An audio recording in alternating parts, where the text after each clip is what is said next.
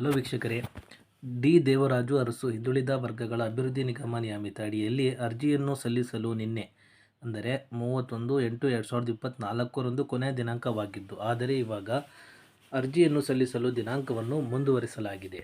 ಸ್ನೇಹಿತರೆ, ಯಾವೆಲ್ಲ ಲೋನ್ಗಳಿಗೆ ಅರ್ಜಿಯನ್ನು ಸಲ್ಲಿಸಬಹುದಾಗಿರುತ್ತದೆ ಅಂದರೆ ಉದ್ಯೋಗಿನಿ ಯೋಜನೆ, ಚೇತನ ಯೋಜನೆ, ಧನಶ್ರೀ ಯೋಜನೆ, ಲಿಂಗತ್ವ ಅಲ್ಪಸಂಖ್ಯಾತರ ಪುನರ್ವಸತಿ ಯೋಜನೆ, ಮಾಜಿ ದೇವದಾಸಿ ಮಹಿಳೆಯರ ಪುನರ್ವಸತಿ ಯೋಜನೆ.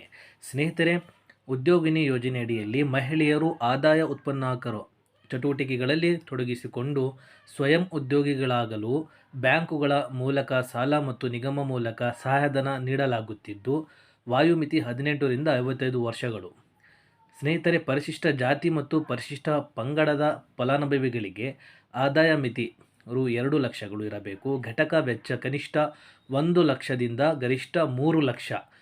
ಸಹಾಯಧನ ನಿಮಗೆ 50% ರಷ್ಟು ಸಿಗುತ್ತದೆ. ಅಂದರೆ SC/ST ಕ್ಯಾಟಗರಿನವರಿಗೆ 1 ಲಕ್ಷದಿಂದ 3 ಲಕ್ಷನವರೆಗೆ ಅವರು ಪ್ರಾಜೆಕ್ಟ್ ರಿಪೋರ್ಟ್ ಅವರ ಬಿಸ್ನೆಸ್ಸಿಗೆ ಇದ್ದರೆ ಅವರಿಗೆ 1 ಲಕ್ಷ ಇದ್ದರೆ 50,000 ರುಪೀಸ್ ಫ್ರೀ ಆಗುತ್ತೆ, 50,000 ರುಪೀಸ್ ಲೋನ್ ಅಮೌಂಟ್ ಆಗುತ್ತೆ. ಅದೇ ರೀತಿ 3 ಲಕ್ಷದ ಒಂದು ಸಹಾಯಧನ ಒಂದು ಪ್ರಾಜೆಕ್ಟಿಂದ ಇನ್ವೆಸ್ಟ್ಮೆಂಟ್ ಆಗಿರುತ್ತದೆ ಅಂದರೆ 1.5 ಲಕ್ಷ ಉಚಿತವಾಗಿರುತ್ತದೆ ಮತ್ತು 1.5 ಲಕ್ಷ ಲೋನ್ ಮುಖಾಂತರ ಕಟ್ಟಬೇಕಾಗುತ್ತೆ ಸ್ನೇಹಿತರೆ.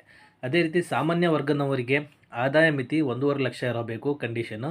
ಅದರ ಪ್ರಾಜೆಕ್ಟ್ ಘಟಕ ವೆಚ್ಚ ಮಾಡುವಂತಹ ಯೋಜನೆಯ ಘಟಕ ವೆಚ್ಚ 3 ಲಕ್ಷ ಇದ್ದರೆ ಸಹಾಯಧನ 30% ಇರುತ್ತದೆ ಸ್ನೇಹಿತರೆ.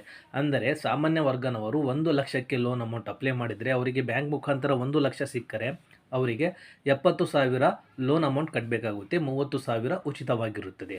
ಅದೇ ರೀತಿ ಸ್ನೇಹಿತರೆ, ಚೇತನ ಯೋಜನೆ ದಮನಿತ ಮಹಿಳೆಯರಿಗೆ ಚಟುವಟಿಕೆ ಕೈಗೊಳ್ಳಲು 30,000ಗಳ ಪ್ರೋತ್ಸಾಹಧನ ನೀಡಲಾಗುತ್ತದೆ. ವಾಯುಮಿತಿ 18 ವರ್ಷ ಮೇಲ್ಪಟ್ಟ ಇರಬೇಕು. ಧನಶ್ರೀ ಯೋಜನೆಯಲ್ಲಿ ಕೂಡ ಸ್ನೇಹಿತರೆ, ಮಹಿಳೆಯರಿಗೆ ಸ್ವಯಂ ಉದ್ಯೋಗ ಕೈಗೊಳ್ಳಲು ರು 30,000ಗಳ ಪ್ರೋತ್ಸಾಹಧನ ನೀಡಲಾಗುತ್ತದೆ. ವಾಯುಮಿತಿ 18 ರಿಂದ 60 ವರ್ಷ ಆಗಿರಬೇಕು. ಲಿಂಗತ್ವ ಅಲ್ಪಸಂಖ್ಯಾತರ ಪುನರ್ವಸತಿ ಯೋಜನೆ ಅಡಿಯಲ್ಲಿ ಆದಾಯೋತ್ಪನ್ನ ಚಟುವಟಿಕೆ ಕೈಗೊಳ್ಳಲು ರು 30,000ಗಳ ಪ್ರೋತ್ಸಾಹಧನ ನೀಡಲಾಗುತ್ತದೆ. ಮಾಜಿ ದೇವದಾಸಿ ಮಹಿಳೆಯರ ಪುನರ್ವಸತಿ ಯೋಜನೆ ಅಡಿಯಲ್ಲಿ 1993, 94 ಮತ್ತು 2007-8ರ ಸಮೀಕ್ಷೆಯಲ್ಲಿ ಗುರುತಿಸಿರುವ ಮಾಜಿ ದೇವದಾಸಿ ಮಹಿಳೆಯರಿಗೆ ಆದಾಯೋತ್ಪನ್ನ ಚಟುವಟಿಕೆ ಕೈಗೊಳ್ಳಲು ರು 30,000ಗಳ ಪ್ರೋತ್ಸಾಹಧನದ ನೀಡಲಾಗುತ್ತದೆ.